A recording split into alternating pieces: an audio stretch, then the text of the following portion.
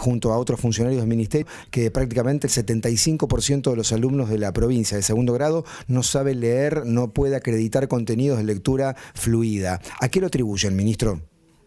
En principio es una realidad que conocíamos, que sabemos que es así porque teníamos algunos diagnósticos.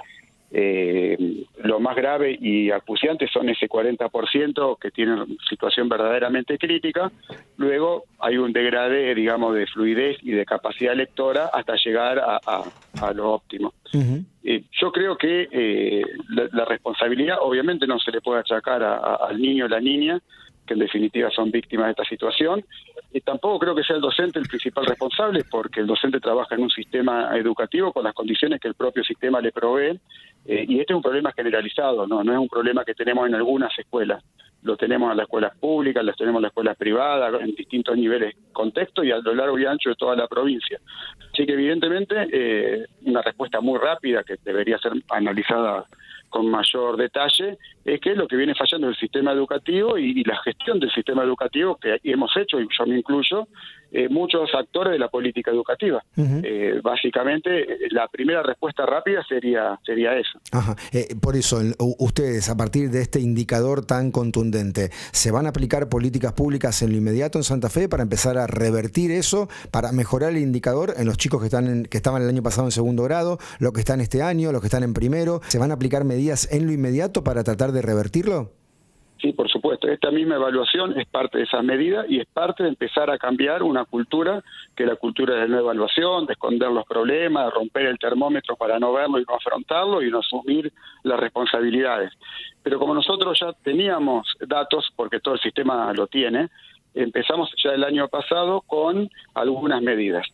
Mire, la primera medida que tomamos, que probablemente parezca que no tiene nada que ver con esto, fue, digamos, trabajar sobre el ausentismo docente. Porque cuando hay un ausentismo docente, eso implica rotación de docente, y cuando hay rotación de docente en los primeros grados, afecta directamente los aprendizajes fundamentales. Entonces ahí ya tomamos una medida.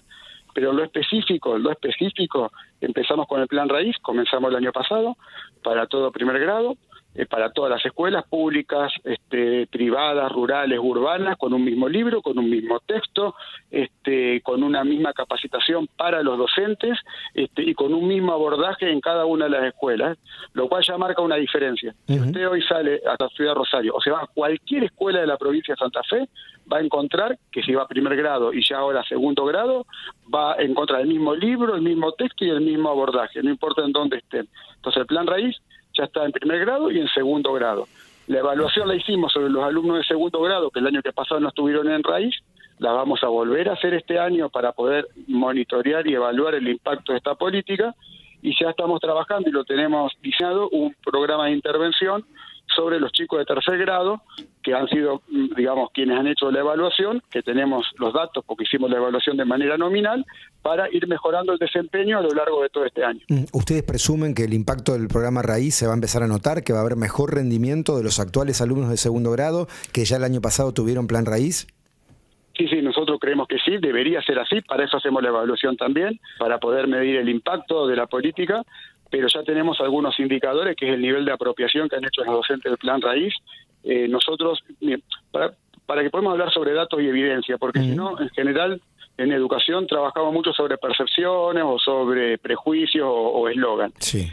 Nosotros pudimos llevar adelante una evaluación censal de esta magnitud y esta escala, que inclusive sorprendió a expertos internacionales que nos ayudaron y colaboraron con la implementación, porque hubo un gran nivel de apropiación del sistema educativo. Si los directivos no estuvieran comprometidos, si no tuviéramos equipos docentes comprometidos, no hubiera sido posible en una semana censar a más de 50.000 estudiantes, desde Gato Colorado hasta Labor de Boy en el sur de la provincia de Santa Fe. Entonces, eso ya es un dato, digamos, alentador. Uh-huh. Otro dato alentador es que los textos y la capacitación lo pudimos llevar adelante a casi más del 95% de las escuelas de la provincia de Santa Fe. Estamos trabajando y ya trabajamos sobre las que no adhirieron.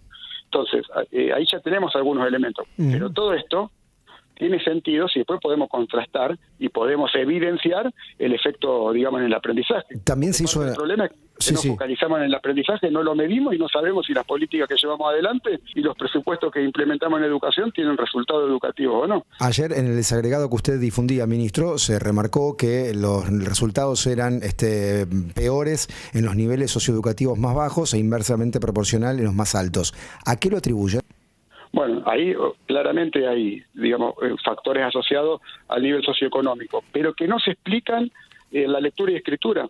No hay ninguna razón para que un chico o una chica, aún en condiciones desfavorables, no aprenda a leer y escribir bien. ¿Y entonces? Porque ahí la incidencia es mucho menor. Yo creo que parte del problema es que corrimos el foco en los aprendizajes, especialmente en ese tipo de establecimientos, pero priorizamos mucho más la contención, priorizamos mucho más otras cuestiones y no le dimos la importancia y la necesidad que tenía aprender a leer y escribir, y probablemente no aplicamos la metodología adecuada. Claramente también hay un problema metodológico. ¿Puede incidir también el grupo familiar, que a veces los sectores más acomodados tienen un poquito más de tiempo disponible, capital simbólico para transmitir, y los hogares más vulnerables le destinan más tiempo al cuentapropismo, a la changa, y no tienen la oportunidad de dedicarle a la educación de sus hijos en el hogar? Mire, claramente yo digo no. A ver, a lo mejor soy muy terminante, pero digo no. ¿Por qué digo no? Porque justamente muchas veces ponemos como excusa o como reparo esa situación. Y no hay ninguna razón para que un chico no aprenda a leer y escribir solamente concurriendo a la escuela. Y es más, ni siquiera concurriendo regularmente. Un chico que estuvo 2 años en la escuela, aún de manera irregular, que hay que resolverlo, puede aprender a leer y escribir. Yo doy siempre este ejemplo. Cuando Sarmiento fundó el sistema educativo argentino, la lectoescritura, aprender a leer y escribir en castellano, era una de las principales tareas. Y ahí iban hijos de analfabeto, iban hijos de polaco, iban hijos de que hablaban dialectos en sus casas, y aprendieron a leer y escribir, y fueron doctores, y fueron científicos, y pudieron prosperar en la vida. Entonces, justamente en los lugares en donde hay mayor nivel de vulnerabilidad, en donde los chicos tienen que leer mejor. Y no hay ninguna razón para que no lo puedan hacer, con todos los recursos que pone el Estado. El Estado tiene escuela en toda la provincia, no hay padre que no tenga una escuela. Ponemos recursos docentes, los capacitamos, están ahí, comen en la escuela. ¿Cómo no van a aprender a leer y escribir? Es parte del problema pensar que no van a aprender, porque sus padres son changarines. Obvio que van a aprender, pero tenemos que estar convencidos que pueden aprender y tenemos que sacarlos adelante. Y usted dice que tal vez en esas escuelas se priorizó la contención por sobre la labor educativa. El tema es cómo se hace, porque a lo mejor en un momento muy complicado la escuela es el primer refugio, le da alimento, lo contiene por alguna situación complicada. ¿Usted cree que es compatible, digamos, y que es hasta complementario todo lo demás? No, a ver, usted me pregunta, ¿qué es más importante? ¿Que un chico coma o aprenda en la escuela? Yo le voy a decir que aprenda. Que aprenda. Usted me va a decir, bueno, pero si no come no puede aprender. Bueno, pero si no aprende no tiene sentido que coma en la escuela, que coma en otro lado en todo caso. ¿Qué sentido tiene que el chico coma en la escuela si después no aprende? Entonces, a mí no me alcanza con darle de comer. Sí, entonces, ¿para qué soy ministro de Educación? Y si yo como ministro de Educación digo, bueno, resuélvanme el problema socioeconómico, resuélvanme los problemas de vulnerabilidad, para que yo después les pueda enseñar a leer y escribir, ¿para qué tengo las escuelas? Ese es un problema también conceptual, que en definitiva termina mermando la confianza del sistema y del docente en enseñar, y eso se transmite. Entonces nosotros tenemos la convicción que todos los chicos pueden aprender, pero convicción absoluta, y con esa convicción vamos a enseñarle a todos. Y todos los chicos van a terminar 3er grado perfectamente alfabetizados, porque no hay ninguna razón para que eso no suceda. Sí, igualmente, digo, finalmente, ministro, se plantea una disyuntiva muy dolorosa, ¿no? Porque esto que usted plantea, comer o estudiar, entiendo que para quien realmente necesite ir a comer al colegio, digamos, es una prioridad. Lo otro, no digo que no lo sea, pero estamos hablando de una necesidad básica, digamos, imposible de pasar por alto. No, por supuesto, a ver, yo para que no se malinterprete, es necesario sostener la alimentación escolar. ¿Por qué? Porque justamente es la base sobre la cual después le podemos enseñar. ¿A qué me refiero? Que un chico que come en la escuela perfectamente puede aprender a leer y escribir.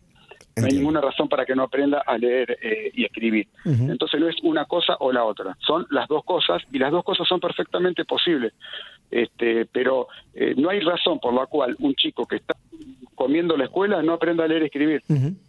Ministro, gracias por el testimonio en la radio. Un saludo. No, por favor. Muchas gracias a usted. José Goy, ministro de Educación de Santa Fe, a propósito de la evaluación sobre lectura a alumnos de segundo grado, que arrojó que el 75% de los chicos de segundo grado de Santa Fe tienen problemas para una lectura fluida en la provincia. 7:55. Ya volvemos. Hay mucho más en El Primero de la Mañana.